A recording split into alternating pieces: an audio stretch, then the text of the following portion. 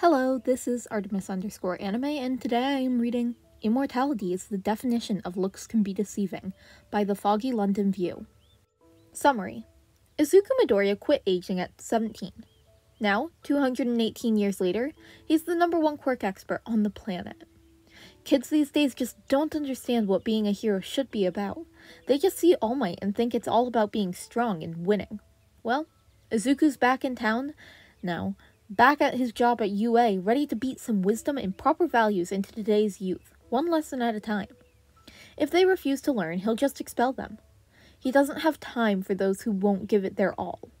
There's plenty of Gen Ed kids that he can replace them with who would gladly take their spot and eventually strive every day to prove they deserve to be there. Holding UA in his iron grip, Izuku will put everyone through hell to make sure they become not just good heroes, but good people. Shinzo feels like he's making a deal with the devil. Todoroki learns he's not the only person who hates Endeavor. Aizawa has war flashbacks. All Might learns the cause of true fear comes in the form of an immortal 17-year-old. And the staff fears for their lives, while Nezu laughs manically about it all in the background. On indefinite hiatus.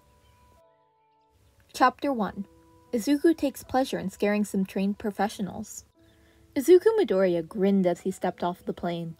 He's been away for 6 years, but now that he's back in Japan, he can't wait to see what's changed. After all, the only constant in this world is Izuku himself. Everything else is always changing, and there's no way to keep things the way they are forever. There's a good thing, considering you're unable to die like he is. Change is the only thing that keeps life interesting. It would have been nice if he'd stopped aging at 20 instead of 17, though. It's hard to be taken seriously by strangers when you look like a baby-faced teenager. Izuku followed the crowd to baggage claim and grabbed his bags. After all, 3 were in his possession. He headed out to get a taxi. It wasn't that hard to flag one down, and soon he was on his way home.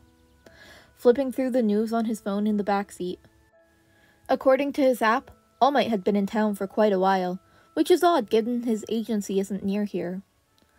The trip took a hot minute, but he finally made it home to his house and made quick work of getting his things and getting inside. His home was an unruly little spillet-level house, full of research, collectibles, and artifacts of times now past. He's the only one who can find everything in the stacks of shelves and boxes littered everywhere. Everything has a place, it's just he chose chaotic as the theme to base everything around. He set his bags down in a conveniently placed clear spot on the floor and flopped down onto his sofa. The lack of dust and stale air indicated his great, and so on, niece, Inko, had been there while he was gone, keeping the place fresh for him. She's such a dear. He should call her and tell her he's home, but not until he's settled back in. She'll want to have him over immediately, but he doesn't want to deal with her fussing right now. His first few days back after that were uneventful. He unpacked his bags, putting away his new comic books and things he'd picked up on his trips, and did laundry. Grocery shopping happened, some villain fights were spectated. He got caught up on current events, and finally talked to Inko. She, of course, insisted he come have dinner with her and her husband, which he did, since he does make an effort to keep up with a relationship with his family line. Plus, he likes bothering Hisashi, who's slightly terrified of him. After a few days, he'd gotten caught up with everything and readjusted to his surroundings. Now, he needed to get a job in order. It's not that he needed money. After over 200 years on Earth, he's loaded. If he wanted, he could just not work for the next 200 plus years and still live like a king. No, he works because he needs something to do to pass the time, and it's not like it's difficult for him to find work. Since he was one of, if not the first human to ever get a quirk, it only makes sense that he's studied the phenomenon extensively. Currently, he's the world's leading expert on all things quirk-related, and has been through roughly 200 years. He's practically established the field of study. He makes thousands on his lectures alone, and could live off being commissioned by agencies to help heroes with their quirks. In fact, he was gone so long because he was called out of the country to help with an important developmental quirk project. However, despite being in demand in many places, he'd like nothing more than return to the position he'd held before having to take his trip. So, on his 5th day back, he sat on his sofa, made himself some coffee, and phoned an old friend. Hey, Rat. Did you miss me? Nezu frowned as he looked through the applications on his desk. The hero in charge of one of the Gen Ed courses is retiring from heroics after an injury and won't be returning to be a teacher for the next year either. That leaves Nezu 2 months to find a replacement. He's not mad. These things happen and can't be helped. But it is frustrating. He doesn't exactly have a lot of options on such short notice. The phone rang and Nezu answered it, thankful for a short distraction. Hello! This is Principal Nezu speaking. The moment he heard the person on the end of the line, Nezu grinned. Looks like he doesn't have to worry about finding a replacement for that teacher after all. Izuku Midoriya, it's a pleasure to hear from you. If you're calling, you must be back in town. Would you care to meet with me for a later catch-up? A few short hours later, and the school was out for the day. Nezu had dumped all the teaching applications in the trash, grabbed some paperwork, and headed off school grounds as soon as possible. He doesn't normally leave so soon, but he had an appointment to make and doesn't want to be late.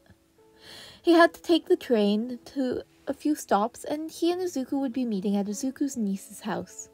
She apparently had strong-armed him into coming over shortly after their phone call. Nezu hardly minds, and it wouldn't be the first time he's met with Izuku there. He is Izuku's friend, and as such, Inko has embraced his presence completely and invites him to their family dinners on occasion. Inko is really a lovely woman, while her husband is a UA graduate himself. He arrived at their home and was welcomed in by Inko, and led into the living room where Izuku was. She promised to make them some tea and left them to it. Nezu sat across from Izuku on one of the various pieces of furniture as Inko came back and set a tray with 2 cups of tea and a plate of cookies on the table between them, then left them to their conversation. Izuku and Nezu both made sure to thank her before she could go, of course. Alone again, they could start. It's so nice to see you again, Izuku, Nezu said after taking a sip of tea. I assume your work went well? Yes, most definitely. Well, at least it did once I took over as the project leader, Izuku said. After that, I did a series of academic lectures and then took a vacation. Nezu nodded. I downloaded your recent lecture series. Your discussion on quirk developmental training was quite fascinating. Thank you. How's UA been holding up without me? Oh, UA's doing well, but still not as well as when you were there, Nezu said. We've gotten many new teachers in the time you've been gone, but unfortunately we haven't been able to find a new quirk studies teacher. Izuku chuckled a little. Okay, let's stop beating around the bush. You know I called you to get my old job back, and I know you're dying to offer me my job back. Even if I don't get my own homeroom like I had before, I'm more than ready to get back to teaching quirk studies on my advising position. Well, you're in luck. The homeroom teacher of 1C is retiring due to an injury, and I've been looking for someone to replace him, Nezu smiled. If you'd like, you can return to the exact same position you held before you were called away. It would solve many of my problems. Sounds perfect, Izuku agreed. When do you want me to come over by and sign the paperwork? Oh, no need. I brought them with me. Nezu pulled the proper paperwork out of his bag and handed them over. If you fill them out here, I can have everything filed by tomorrow evening. Sounds like you want to keep me on campus, Izuku chuckled, pulling a pen out from behind his ear so he could get started. What are you planning and how can I help? Nezu gave him a smile. Many of the staff hired after you left are previous students of yours. I simply figured you'd like to surprise them, rather than have me announce you've returned. Izuku paused in his paperwork to give Nezu a pleased grin. Sounds like my type of fun. Who should I be expecting? I will send you a complete staff list along with their records, schedules, and teaching methods once I've finished filing the paperwork, Nezu said. Your office has been untouched, but I will get back to you a new employee pass, and you can come in and set things up how you'd like. Excellent, Izuku agreed. I can't wait to see if my lessons have stuck with my students, or if I have to give them a refresher course. About this time, Hizashi walked into the room. He took one look at his great-uncle-in-law and former principal sitting in the living room, clearly making plans to make some poor, unlucky soul regret their very existence, and turned right around to escape before he was noticed. He has the full intention to hide until they were gone, or until Inko pulled him out and forced him to be social with them. It's not that he's not a social person, he is. It's just nothing in his life or career as a hero can even come close to striking the same fear in his heart that seeing Izuku and Nezu together does. Izuku is the definition of looks can be deceiving. Yeah, he looks like a harmless teen, but that harmless teenager had over 200 years to learn every possible way to make you hurt if you piss him off. He will whip you into shape and make you uphold his standards. It will leave lasting bruises, and you will get on your knees and thank him for each one. Meanwhile, Nezu is just a sadistic bastard who loves toying with people for his own amusement. All in all, Hisashi isn't about to be caught between the two genius sadists in his own home, so hiding it is. He left the room without a word. He seems jumpy, Nezu noted. Ignore him, Izuku replied. He's just using his head and not getting involved. Of course, Nezu agrees. A day later, Izuku received the promised files and went over them thoroughly. He noted familiar names. All the teachers except one were previous students of his, but only 4 were there before he took his last trip. A smile that would have Hisashi running over the split covers his face when he saw who was 1A's homeroom teacher. The only snag was that All Might was the new heroics teacher, which at least explains why he's in town now. He attended UA during one of Izuku's projects, so the man was never his student. If he's smart, he'll pick up on how he's supposed to act by watching the other teachers, but if not, Izuku will teach him how to properly treat your elders. Oh yes, this will be fun. At UA, teachers collectively felt a shiver go down their spine as they all got a sudden, strange sense of approaching doom. Izuku spent the rest of his time until the new school year preparing to properly secure UA back into his iron grip. He has standards, and everyone, staff and students alike, are expected to meet them. He has more power than the other teachers and is allowed to do as he pleases. Nezu trusts his judgment and has no issues with letting him run his own show. Once he got his updated UA employer ID and campus pass, he went to the school and fixed up his office while everyone else was away. He always came back to UA after his projects, so it simply remained locked up until he returned. After cleaning and airing it out, he switched out his old files so he had the updated teacher's files within reach. Nezu would be giving him the current student files to replace the old ones. He updated his desk knickknacks, and a few more framed degrees and pictures added to the wall, stocked his personal mini-fridge, and moved his furniture until it was just how he liked. After sitting in his desk chair for a bit, getting to feel for everything, he filled one of his desk drawers with fresh candy to snack on during his off time. Time moved swiftly, as it always does when you've lived as long as he has, and soon the entrance exams rolled around. Izuku did not go to watch the test with the rest of the teachers. Instead, he was sent the footage of each student chosen by the teachers and 10 of the Gen Ed students who tried for the heroics exams but didn't make it in. He reviewed the footage and analyzed each kid to get a head start on his plans for them. Oh boy, does he have plans. Finally, it was the first day of the new school year, and Izuku was so ready. He wasn't a teacher, so he had no hero costume to wear like the other teachers did. So, obviously, he wore a white t-shirt that said, uniform, across the front instead, alongside with cargo shorts and his red high tops. He didn't look like a teacher at all, just like a student who decided to try and be funny instead of wearing his actual school uniform. The sooner these kids learn to never judge people based off of first impressions, the better. Looks can be deceiving, and it's better to learn now than in a situation where it can get them killed. Izuku walked into the school building with the other students, blending in easily, as he wasn't more than a few inches taller than most of the first years.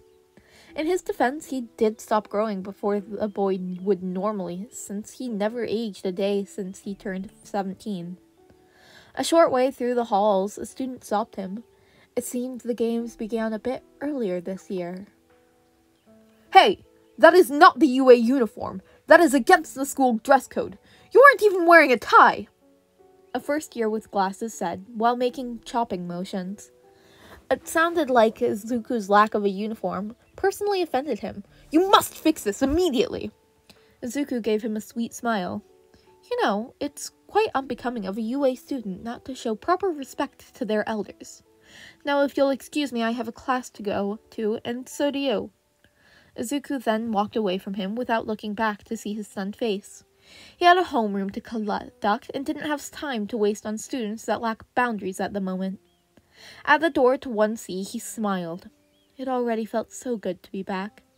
Time to teach some innocent children who have no idea what's about to hit them. Entering the room, he observed his class. Some were sitting in their seats or in the desks or talking in groups, none noticing him, or at least not recognizing him as the teacher. A quick count told him that everyone should be here, so he closed the classroom door and walked up to the podium. He was mostly ignored, but a boy with purple hair was watching him and raised an eyebrow. He cleared his throat. Take your seats, everyone.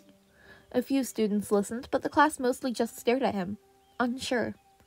Izuku gave them the look and crossed his arms. Tick-tock, children, my patience isn't endless. That got them moving, and everyone was soon seated, in their proper seats looking a bit confused. Much better, Izuku nodded, pleased. Now, welcome to UA, the General Education course. My name is Izuku Midoriya, and I will be your homeroom teacher as well as your quirk studies teacher. A girl in the back raised their hand, and Izuku looked at her. Let me guess. I look too young to be a teacher? Well, yeah, you're like 17, the girl confirmed. Incorrect. I am actually about 235. Izuku waited until the class was done with their collective disbelief before continuing. My quirk is called Adaptive Immortality. It has been fully activated on my 17th birthday, and I haven't aged a day since, which is why I look like a teen. What's the adaptive part? Finally, a good question, Izuku praised. My quirk does not only make me unable to age or die, thus the immortal part, but it will change me to make survival much easier. For example, I was given quirk suppressants, so my quirk gave me immunity to them. So it is also adaptive. Of course, that's only a basic example. I chalk it up to its uniqueness to its being a prototype quirk, since I got it years before that glowing baby was even conceived. There were murmurs of how cool that was throughout the room, and then someone else spoke up. What's your hero name? I heard that every teacher at UA was a hero. Every staff member at UA was a hero, except for me. I'm simply the #1 expert in the field of anything and everything quirk-related. I, however, personally taught every hero currently teaching here, save All Might, Izuku explained. I know more about quirks, including how to use them, than anyone else on the planet. The students were enraptured. Izuku may not be a hero himself, but he taught countless heroes and helped them with their quirks, including the heroes that teach there. That's still pretty damn cool, even if he doesn't teach All Might himself. Now, do you kids know why I'm here, teaching you instead of personally training pros that will pay me enough money to swim in, like I'm Scrooge McDuck? Izuku asked. There were some murmurs amongst the class about not knowing who Scrooge McDuck was, alongside the confused faces and shakes of heads. I am here because I want to impart the lessons I've learned and the ideals that I know are important on future generations, Izuku said. I work with the Hero Corps students too, not just you guys, and you kids need me way more than some adult who already knows how to do their job. I'd rather work here and help create not just good heroes, but good people, than try to fix some hotshot already in this industry.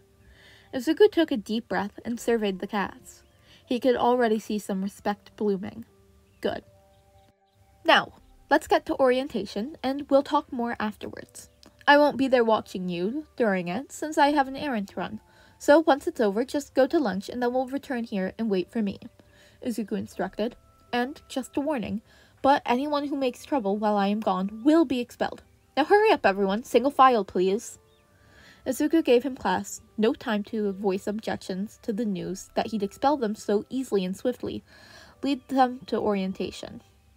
The class wasn't sure if Izuku was being serious about the expelling them, or not, but no one seemed to want to chance it, and they were quiet and obedient the whole way. At orientation, Class 1C was right next to Class 1B, so once he had his class nice and organized how he liked it, Izuku approached Class 1B's homeroom teacher. He tapped the teacher on the arm. Hey, Gun, I need a favor. Vlad King looked down when he was tapped when he saw it was Izuku talking to him. He jumped back like he just got hit with an unexpected jump scare. He recovered himself quickly, standing up straight with his arms to his sides, as if forcing himself not to default back to a position that would even remotely suggest he was annoyed with Izuku. Midoriya-sensei, I didn't know you were back, he said. Yes, I know, Izuku dismissed. Will you please watch my class for me while I am during orientation? I have a few things I would like to get done elsewhere during this time. Yes, of course, that wouldn't be a problem at all, Vlad assured. Go on, and do what you need to. I have it covered. But Izuku smiled. Excellent. I'll be off then. With that, Izuku left orientation, leaving Vlad to deal with 2 classes and all the weird looks the kids were giving him. It seems the impression he leaves doesn't last like he'd hoped. Vlad, at least, knows his place, and he wasn't even the one student that he needed to put the most focus on when he was attending. Now the real fun starts. Izuku followed where Nezu's notes said his target would be, and jogged outside over to where Class 1A was, gathered in the gym uniforms, seeming to be listening to instructions. As soon as he approached, the students' attentions was shifted to him, which in turn caused the teacher, one Shota Aizawa, to look over to him. The man paled significantly upon laying eyes on him, the recognition almost instant. Izuku smiled. Hey everyone, sorry I'm late. Murmurs went through the class. Many wondered who he was, some theorizing that he's the lost or missing student, as there's only 19 in the class currently, as opposed to the supposed 20. Aizawa hasn't said anything yet, and was just gripping his clipboard hard enough to make his knuckles turn white. Izuku turned to him. Shota, if you grip that clipboard any harder, it will snap in half. Aizawa took a breath and lightened his grip. We weren't told you'd be returning, Midoriya. That's Midoriya-sensei to you, young man, Izuku scolded. Aizawa took 2 visible steps away from Izuku. You aren't my homeroom teacher anymore. I don't have to call you that. Excuse me? Izuku fixed him with his signature, you fucked up, look, and crossed his arm. Logically, Aizawa knows he shouldn't have to call Izuku sensei, since the man is his co-worker now, not his teacher. However, logically, he also knows from experience that when Izuku tells you to do something, you obey or else. Aizawa held his ground for a solid 10 seconds, which is honestly a record when it comes to Izuku, before breaking. The 10-second stare gave him flashbacks to being 15, sitting in Izuku's office, while the man looked at him with that gleam in his eye as he made promises that earned him bruises, pain, and invaluable experience. Finally, he glanced away. Sorry, Midoriya-sensei. Izuku smiled again. There we go. That wasn't too hard, now was it? Aizawa doesn't reply. Now, don't pout. It's unbecoming of a hero, Izuku chided. Now, are you going to introduce me to your class, or do I have to do all the work around here myself? Right. Aizawa awkwardly cleared his throat before addressing the incredibly nervous-looking class. Class, this is Izuku Midoriya. He is the world's leading expert on anything and everything quirk-related. Quirk history, quirk applications, quirk science. If it has to do with quirks, he knows more than about anyone else on the planet. In the crowd, Ida paled significantly as he realized just who he had scolded this morning in the middle of the hallway that morning. He'd have to apologize later.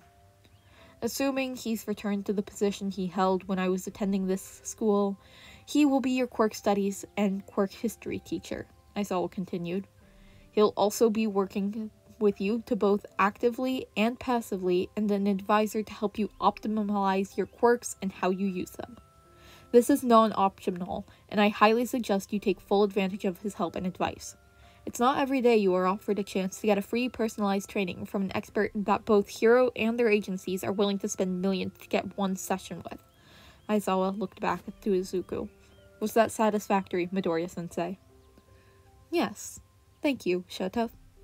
Izuku nodded before looking at the class himself. Starting tomorrow, I will be meeting with each and every one of you individually for your first advising session.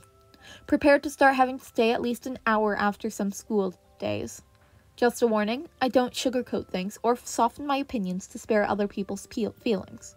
I have lived too long to put up with nonsense, so you must either live up to my standards or you don't graduate. There were some gasps and objections from the class. Hey, you can't decide that. Yeah, you're like 16 and you aren't even our homeroom teacher. Aizawa almost felt sorry for them, but they must learn somehow. 16?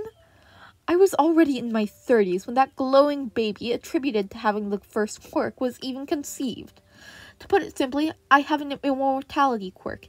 So even though I look 17, I am actually about 235, Izuku explained point blank. As for the other thing, I have been employed here with the occasional breaks since this school's first opened. The only one who can override my decisions is Nezu himself. There was a silence as the gravity of the situation began to set in with some of 1A, and the kids began to realize that they might be in for more than they initially thought. So, you better give it your all and go plus ultra because I don't accept half-assed results, Izuku continued, staring the class down. UA was already going to be an uphill battle, but now that I'm back, it's going to be hell. Aizawa finished for him in a tone that made it sound like he was speaking from experience. Izuku smiled. Exactly. Now, let's do this test, yeah? I want to see if you do better than what the records say happened to last year's class. Do your best and remember your sportsmanship. I'd hate to expel you on the first day. At that last comment, fear struck through the entire class. Aizawa had already promised the person who came in last would be expelled. Now Izuku was threatening expulsion too. Were all UA teachers going to be like this, or are these two simply ruthless? Aizawa had tried to hide it, but the more observant students noticed that he was clearly scared of Izuku, and the smart ones from that bunch decided to be wary as well. Now that everything had settled, Aizawa introduced the ball throw and rules. He called Bakugo out from where he'd moved to standing behind Shoji in the back of the class. It was almost like he'd been hiding, but none of the class had the courage to suggest that was the case when all he had done up until now was be aggressive to everyone and make explosions. Bakugo stalked up to the front, making a point of ignoring Izuku and only addressing Aizawa when he was spoken to. He was told, since he got the highest score, he gets to demonstrate the ball throw. Unlike in middle school, he can use his quirk while doing so to maximize his score. Aizawa handed him the baseball, and Bakugo stepped up to the plate, reared back, and opened his mouth to yell. Katsuki, if you shout die or go to hell, or the like when you throw, I will be telling your mother that you need more lessons on proper use of vocabulary, Izuku said. Bakugo froze, and his jaw snapped closed as he got a look on his face that was a strange combination of anger and fear. Izuku made direct eye contact with him, and instead of talking back, he simply clenched his jaw and nodded before throwing the ball, using his quirk without saying a word. Izuku nodded, but otherwise said nothing more to Bakugo. The tests continued, and the class felt the pressure of Izuku's gaze following them everywhere, watching and taking notes on all of them. Aizawa was one thing. At least they knew they just had to have a high score enough not to be expelled by him on day one. They've got no idea what Izuku's parameters are or what he's looking for. Aizawa glanced over at the notebook Izuku was taking notes in to see if he could spot anything interesting Izuku had noticed about the class. This ended up being pointless, as it turned out Izuku wasn't taking notes on his class. He was drawing himself riding a fire-breathing dinosaur. Really? Aizawa asked incredulously. What? Dinosaurs are cool, Izuku responded. Aizawa sighed. I thought you were taking notes. Nope, I'm drawing a dinosaur. Never mind. Finally, the tests were over and the students gathered around to see their results. Bakugo, who still hadn't said another word, stared as far away from Izuku as possible.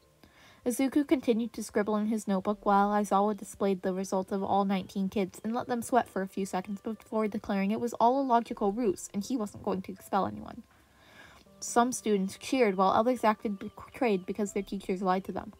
One girl, Momo, said she'd figured out that I was alive from the start and thought everyone also had, which was why she didn't say anything. She didn't know Aizawa had expelled his entire class on day one last year. Izuku let out a snort. Don't celebrate too early, kids. I still have to make my decision. The class went quiet. Some of them glanced at Momo for some hint of if Izuku was going to declare them all safe or not. Momo didn't seem too worried, which calmed them down some, and they all focused back on Izuku. Shoto was judging your potential, and you all passed his judgment. That means there's something in you that could possibly be something worthwhile. Good job, Izuku explained. However, I'm not here to decide if you have enough potential to succeed. I'm judging you based on your character. Our character? One girl, Uraka, asked. Yes, your character, as in who you are as a person, including your values and how you treat others, Izuku said. After analyzing the footage of each of you doing the entrance exam and observing you in person, I've made my decisions. Firstly, Todoroki, see me in my office after school tomorrow. You get the first advising meeting. If you think your parents would like a letter on why you are required to stay after the stop by my office today after you've eaten lunch, and I will provide one. Todoroki shifted slightly, not expecting to be called out directly. Yes, sir. Izuku gave him a nod before looking at a different student. Second, Mideta, I'm expelling you. Report to Nezu's office immediately after changing back into your uniform, and we will discuss your alternate school enrollment. What? But I passed Aizawa-sensei's test, Mideta objected, looking like he was going to cry. But you didn't pass mine, Izuku said. Your actions and lack of respect are not representative of a hero, and I will not waste my time on someone who I have no reason to believe is doing this for the right reasons. Mineta opened his mouth to whine some more, but Mizuku cut him off. Complain one more time, and I will leave it to you to call another school and let you enroll instead of making the call myself. That shut his mouth. It'd take a miracle for him to get into such a difficult school by himself after being expelled from such a prestigious school as UA on the very first day. As much as he thinks it's unfair, he'd rather not be left completely on his own. Izuku sent him a warning look, then scanned the crowd. Let this be a lesson to you. Being a hero isn't just about being strong and beating villains. It's about actions, and when no one else will, protecting those who need it, no matter who they are, Izuku said. Being strong is not enough to guarantee you'll leave here as a hero. You must also be kind, respectful, and selfless. Over these next 3 years, you will prove to me through your actions that you will become someone worthy of the title hero, or I will not allow you to graduate as one. Am I understood? Yes, Midoriya-sensei, the whole class chanted back. Good. Izuku gave an approving nod. Tomorrow, Shoto will hand out the schedule for the rest of your individual meeting times with me. Now, I must go speak with Nezu. I will see you all for your quirk studies tomorrow, class. Izuku then proceeded to walk away from the class and back in the direction he originally came from. And that was chapter 1 of Immortality is the definition of looks can be deceiving. There are 4 chapters in this story, and it is really good. I hope you all enjoyed, and I will see you next week. Bye!